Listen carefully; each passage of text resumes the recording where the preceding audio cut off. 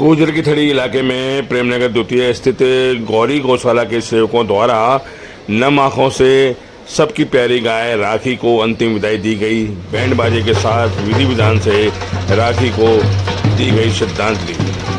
शनिवार को यहां पर 26 वर्षीय राखी नामक गाय को अंतिम विदाई देते हुए उनकी शव यात्रा निकाली गई।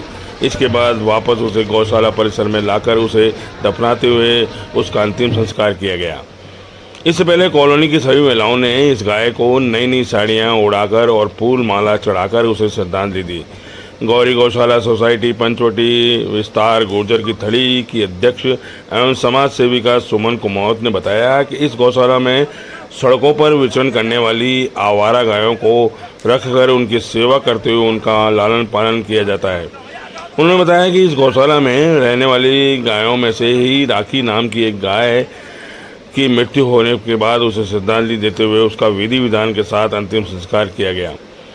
सुमन ने बताया कि अमूमन एक स्वस्थ गाय की आयु लगभग 20 वर्ष मानी जाती है और राखी की उम्र लगभग 26 वर्ष पूरी हो चुकी थी, इसलिए अपनी औसत आयु से भी अधिक उम्र पूरी कर लेने के चलते उसकी मृत्यु हो गई। उन्होंने बताया कि राखी को अंतिम विदाई देने के दौरान सर्वप्रथम उसके शव को एक ट्रैक्टर में रखकर उसको नहलाया गया, फिर नए वस्त्र उड़ा कन्यादान में दी थी और इसी से मेरे को प्रेरणा मिली।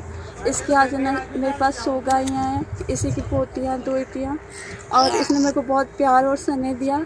और मैं सबको कहना चाहूँगी कि कोई भी ना गायों को पाल करके रोड पे कभी ना छोड़ें और सब भी इनका ध्यान रखें जैसे मैंने रखा। कभी भी ना, हाँ मैं इनको घुमाती हूँ, पर साथ जाके घुमाती हूँ। और ऐसा नहीं है कि भी आप रोड पे इनको भूखे मारने के लिए छोड़ो। गौ माता को ना राष्ट्रीय दर्जा दिलाओ और सब है ना गौ माता की सेवा करो और हम सनातन धर्म से प्रेम करो। इस गाय को कुछ विशेष नाम से आप हाँ, इस गाय का नाम राखी था।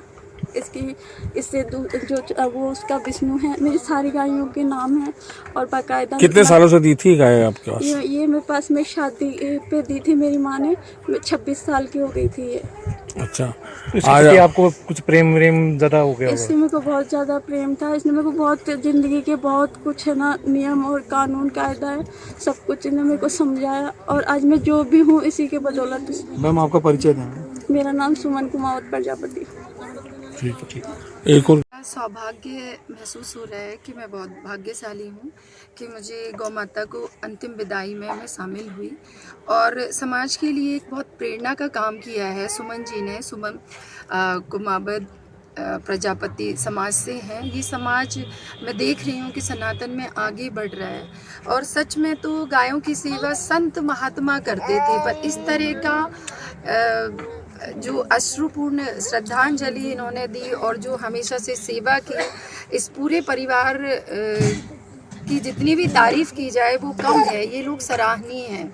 हमें सीखना चाहिए कि गौ माता में तो 33 करोड़ देवी देवता निवास करते हैं। अगर आप शास्त्र उठा के देखें, उनके रोम रोम में देवी देवता हैं और भगवान ने सेवा की थी गायों की। आजकल तो देखने को भी नहीं मिलता। गायों के नाम पे लोग लड़ते हैं, राजनीति करते हैं। असल सेवा तो सुमन जी से सीखनी चाहिए कि उन्होंने पूरा समय दिया और लोगों को इनके समर्थन में खड़ा होना चाहिए, उनसे सीखना चाहिए।